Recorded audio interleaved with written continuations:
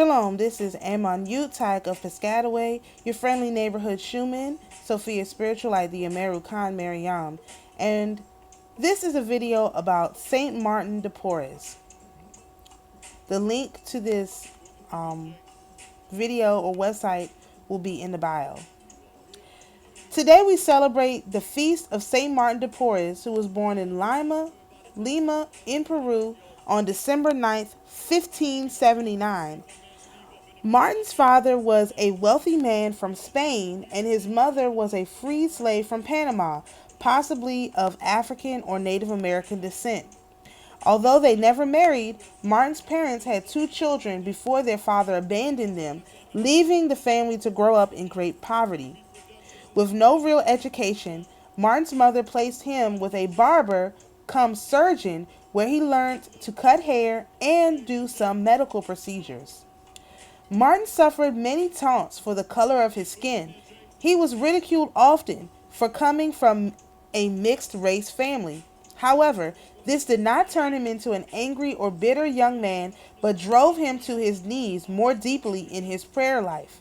He longed to enter a religious community, but the laws at that time denied anyone of African or Indian descent from becoming full members of religious orders.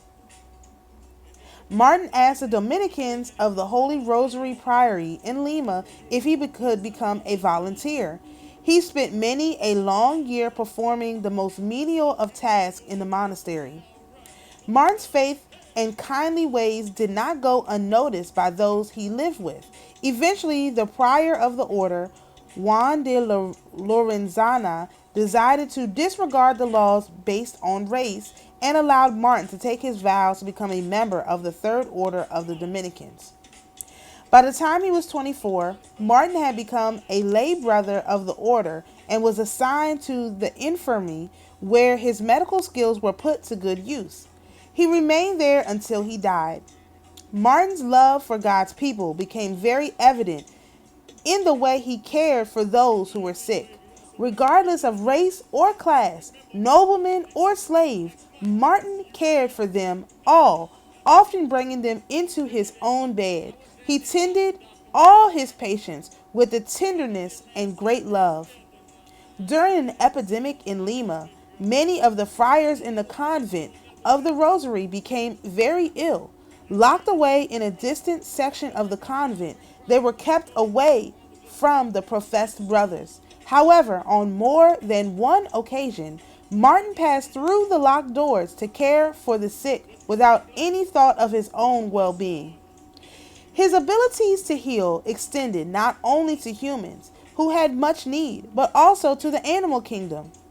Like St. Francis, Martin had a great love for all creatures, large and small. He could never go past an injured cat or dog without taking it to his sister's house, where they had established a form of sanctuary for sick and injured creatures. Martin would make herbal medicines and treat his patients. There is another story told about the day he helped some mice who had taken up residence in the altar linen cupboard. The friars wanted to poison the little furry critters, but Martin decided to do a deal with the mice. He promised that if they would move to a new home at the bottom of the garden, he would feed them each day. Now, like the proverbial Pied Piper, Saint Martin led the mice down to the garden to their new abode. Both Martin and the mice held up their end of the bargain, and the mice never went back to eating or nesting among the altar linens again. That is why St. Martin is often depicted with a dog, cat, and mouse sitting at his feet. Martin also proved to be a great fundraiser and managed to raise large amounts of money, which enabled him to open an orphanage. He also used to provide money for young women who had no dowries, thus allowing them to marry. There were times when Martin found himself in trouble. On one occasion, Martin was reprimanded for not following the rules of the convent, but after replying, "Forgive my error, and please instruct me, for I did not know that the precept of obedience took precedent over that of charity," he was given full liberty to follow his heart in mercy. His gentle ways and spiritual devotion led people to seek Martin out for spiritual direction and prayers for healing. This did not sit comfortably with Martin because he preferred to remain obscure, but he endured it as he felt God was asking this of him. Martin had great friends in both St. Juan Marces, a fellow Dominican lay brother, and St. Rose of Lima.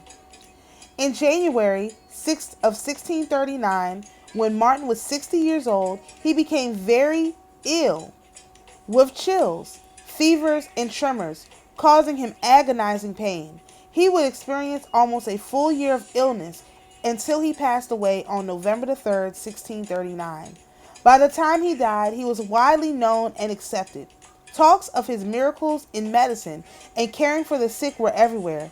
After his death, the miracles received when he was invoked in such greatness that when he was exhumed 25 years later, his body exhaled a splendid fragrance and he was still intact. St. Martin de Porres was beatified by Pope Gregory XVI on October 29, 1837, and canonized by Pope John XXII on May 1962. I'm sure there are many ways to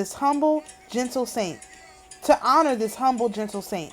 As a family, maybe you could visit someone who is poor and lift up their spirits, or help out a local soup kitchen or homeless shelter. At this time of year, there are many collections for the shoebox appeal. Taking children to the supermarket and choosing some nice essentials to give to those in need is a great way of emulating St. Martin. And as a special treat, I think we might have some sugared mice for tea. This is a story about St. Martin de Porres. I hope you have found it interesting and educational.